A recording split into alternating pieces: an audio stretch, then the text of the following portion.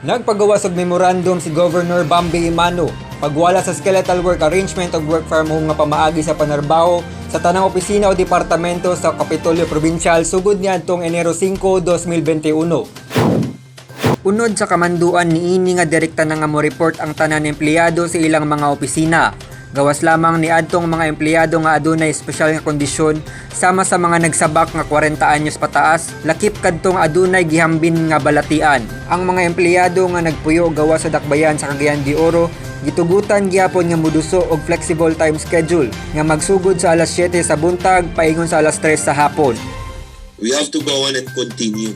That's why I'm supporting the revocation, and we all go back to work and start working.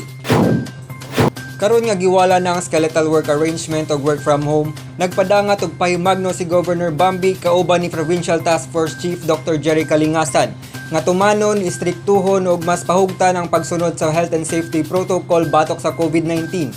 Hilabi na nga prioridad yun gihapon ni sa kagamhanan ang kaluwasan sa tanang empleyado sa lalawigan. Ako si Lambo Mark Sanchez alang sa limpyo og matarong nga panggobyerno, padayon Pilipino.